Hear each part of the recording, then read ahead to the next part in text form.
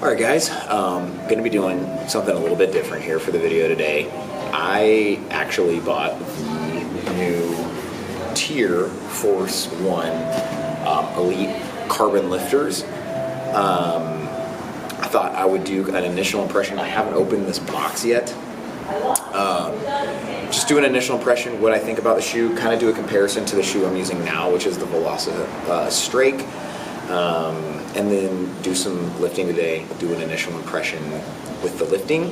I'll probably do a more grand overview of the shoe, review of the shoe later on in the week. I have a heavier squat day on Thursday, and then Friday we have our kind of heavy lifting day. So it'll give a good overview for what I think about the shoe. Now for those that don't know, the TYR Force 1, it's kind of harkening back to the Adistar shoe. If you've been in the space for a while, CrossFit, weightlifting, that's like the OG weightlifting shoe. Circa early 20-teens, like 2008. I know when I was getting into CrossFit in like 2012 time, there were a handful of people in my CrossFit gym that had them. The owner of our gym had them. I was more of a Reveiw guy, and I've been a Reveiw guy up until about 5 years ago. I sold those stupidly and got the Strakes. However, I do think this is a good shoe. I just kind of want to see what it's all about. It's TYR's harkening back to that old school weightlifting shoe with all of the new technology. There's a force plate, or not a force plate, but like a carbon plate in this shoe. The only other weightlifting shoe that has that is the Anta 2, which is kind of the standard bare weightlifting shoe for worldwide. I would say in America, the Reveiw price still is the standard bare, whether that's the Reveiw 2 or the more updated version. But yeah, gonna do an initial first impression out of the box. Gonna strap up, get to lifting, and kind of as I'm lifting, give you what I'm feeling, what I'm thinking. This shoe has a 1-inch heel on it. These Velocitas have like a 0.8 heel, so the heel height's going to be a bit more. We'll do a little comparison as I pull them out. So let's get into pulling them out. So right out of the box, don't know. Oh, this is cool. This is kind of like I'm going to assume this is one for each shoe, so like a little carrying thing. Not gonna lie, it's a little excessive, but nonetheless, these are expensive. The price of these is like $335, $350 with taxes. So you know, hey, I mean, listen, that's nice.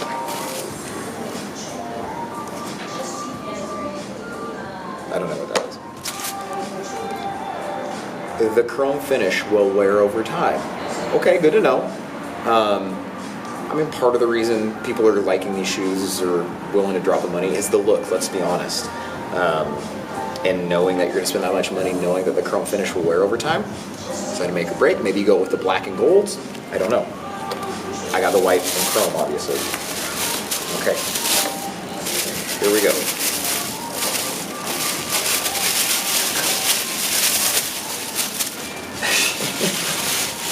Jesus, these are flashy. Holy shit.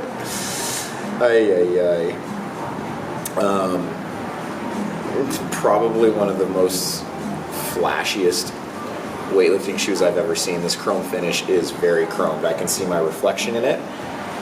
The wood heel is nice. Let's compare it to the wood heel of the Velocita. Obviously the wood heel on the Velocita is going to be way more worn down because of how much I've used it. More prominent wood on the Velocita. Bottom here, we have the two-part construction on the TYR. You can see where that carbon plate is. Two straps. Let's see here. The material feels really nice. There's a lot of stitching up here in the front. Very sturdy straps. The tongue feels very sturdy. So, okay, initial impression. I'm going to put these on. We'll get to lifting and I'll kind of let you know how they feel. Very wide toe box, right? Let's look at in comparison to the Velocita.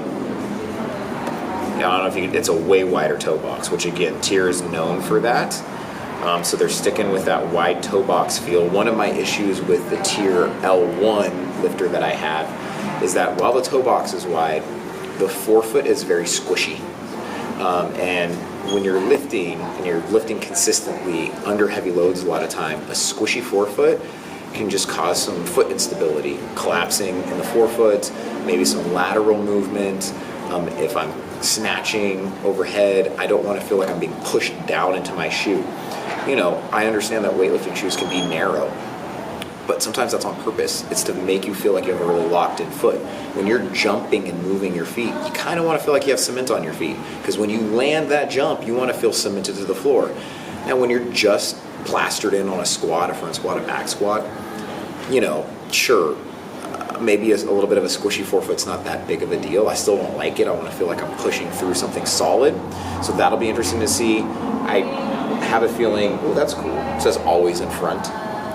I have a feeling that probably, just based off of the construction and the plate in here, that's probably not going to be the case with this. So I think maybe you'll get the benefit of the wider toe box with these without the squishy forefoot.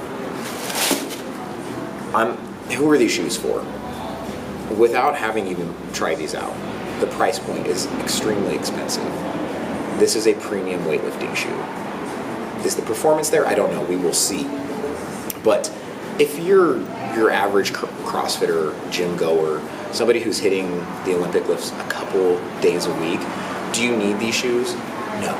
Do you need these shoes in general? No. Do shoes make you a better lifter? No. Can they make you a worse lifter? Yeah, maybe.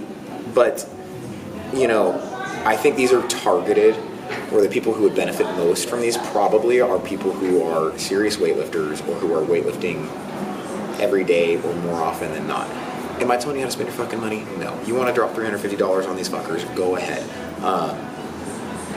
That being said, I may change my mind. These might be the best things I've ever used in my life, and I'm like, I don't care who you are, you need to use these.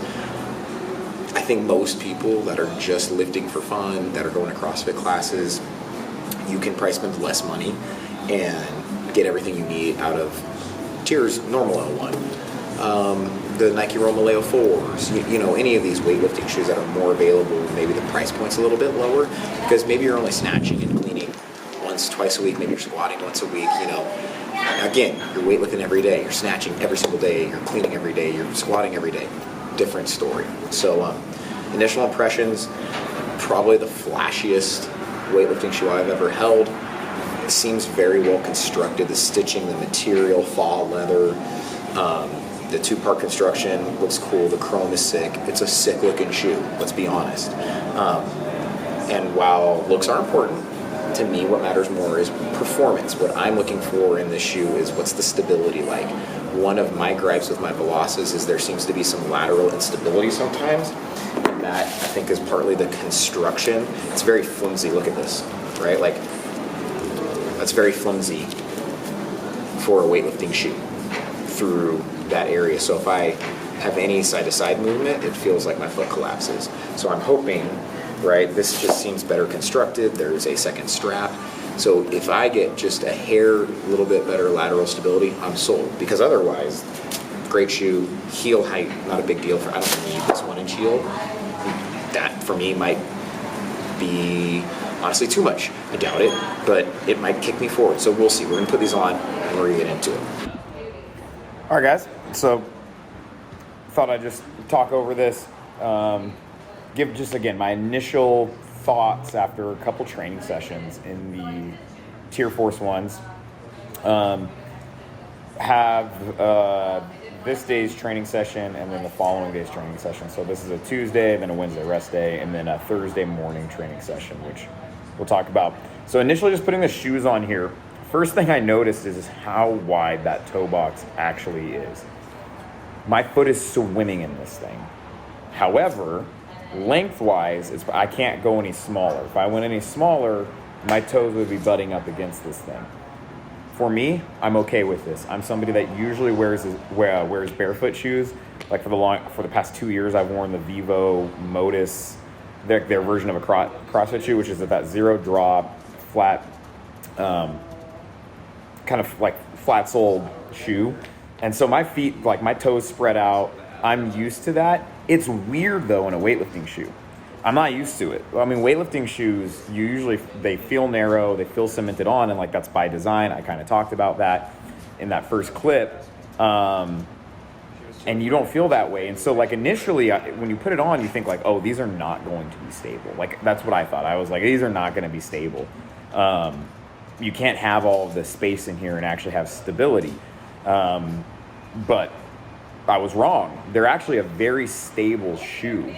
I would say that's actually one of their best qualities, the stability. So in this training session, we had some tall snatches and tall cleans. I only caught a couple tall snatch videos. So stability, I feel very stable in my catch position, on the snatch, on the clean, in my squats. Now, the 1-inch heel, oddly enough, it doesn't feel like, not only does it not feel like a 1-inch heel, it feels like less of a heel than my Velocas or any other weightlifting shoe. And I'm going to attribute that to the 2-part construction. I feel like maybe because there's a 2-part construction, subconsciously you can't feel the drop off of the heel. It's a very odd thing to not feel like you're walking around in a 1-inch heel, but then you do get the benefit of the heel in the squat. Getting back into weightlifting and this being kind of my 4th week, I will say that my quads are very tight. I'm having like, not patellar tendon, but quad tendon, just like some achiness around the top parts of my knees. That's a mobility thing. I just need more soft tissue work on my quads, on my hip flexors. These shoes increase that feeling just purely because the amount of knee flexion and just how much I'm getting the knees over the toes in that 1-inch heel. That's not a knock on the shoes. That's just I'm just noting that if you are somebody that has achy knees, 1-inch heel, you're putting more pressure on the knee, you're using more quad. It's just the nature of the beast, but that's weightlifting, so it's not a bad thing. I felt really good getting under on these tall cleans. I felt very stable in the catch. Carbon plates, I'll talk about the jumping probably when I talk about my Friday heavy session. I had a shit Friday heavy session on snatches. Jumping in these shoes is something I'm going to need to get used to, specifically with snatches. I don't know, maybe it's the carbon plate. I'm jumping my feet really wide in these shoes, and they're putting me into a really bad position. I'm putting myself into a pretty bad position for catching a snatch, jumping my feet really wide. And then with that heel, like I'm just collapsing inward. And so I'm going to need to do some drilling. I think I'm going to outline my setup position and then outline where I need my feet to land, because I'm having a tendency of jumping my feet maybe a little bit farther than I'm used to. And it's just causing some awkward overhead position. All things, a new shoe, with a 1-inch heel, with a carbon plate, things that maybe you'll get used to.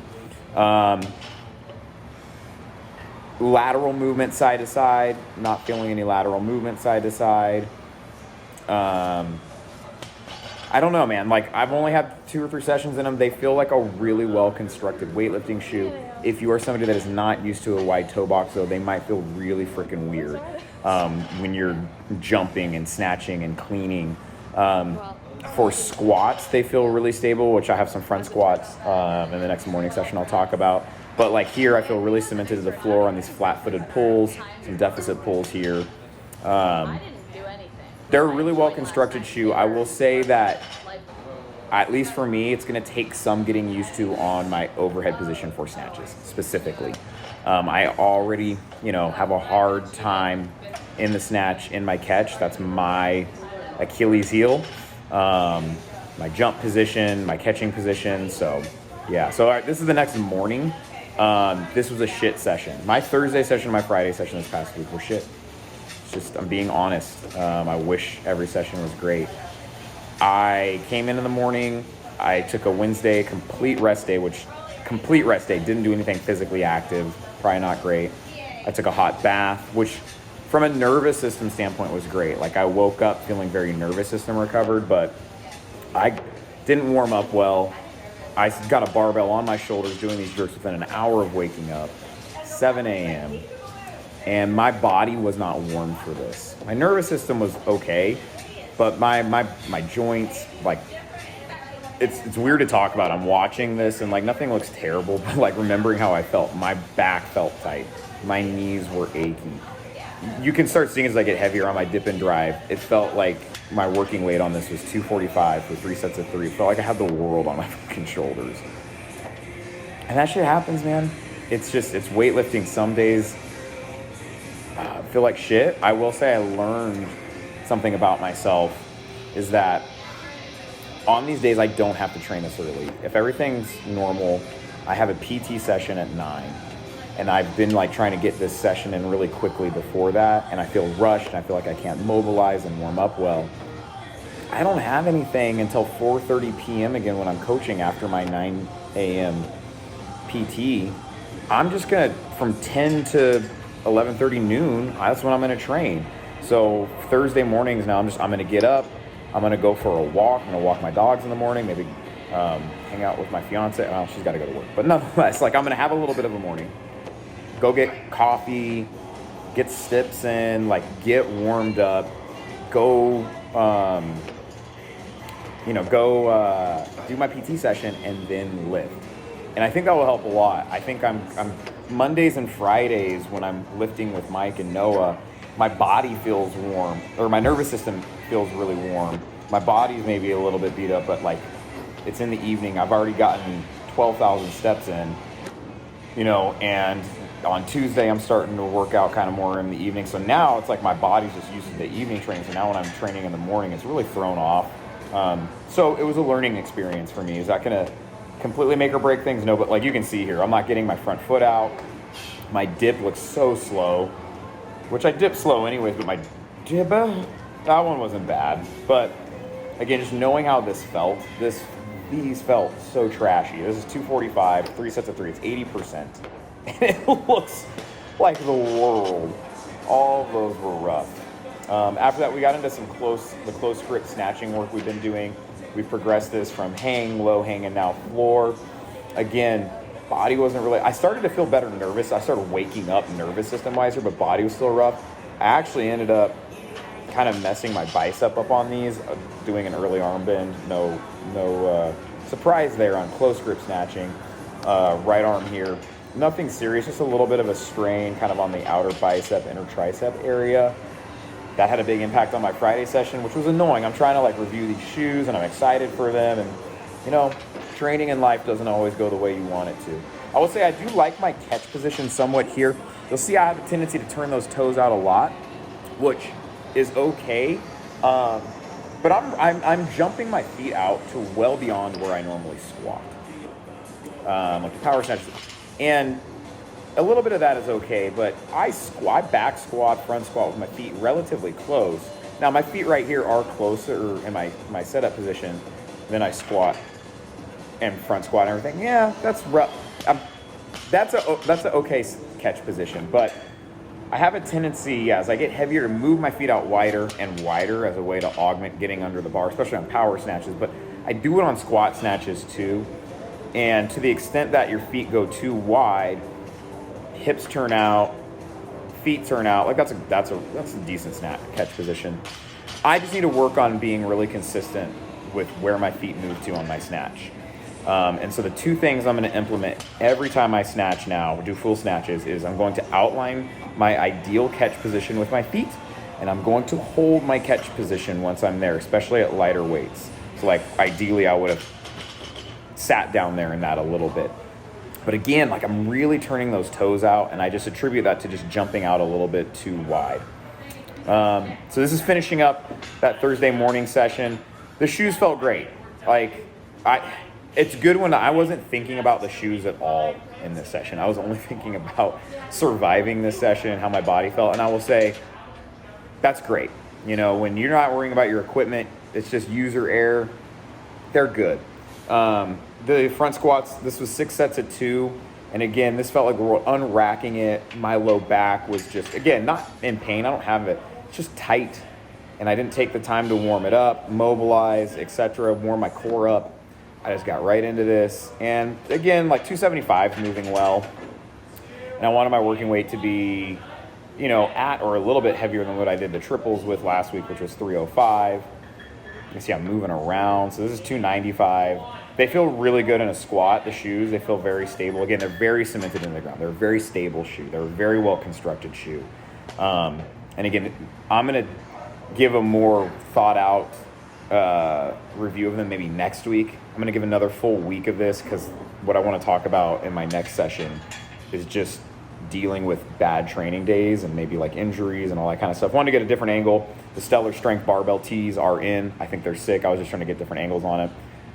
Here we are at 305. So just what I did the triples at, and I think I do one more set, different angle here. But shoes so far, I like them.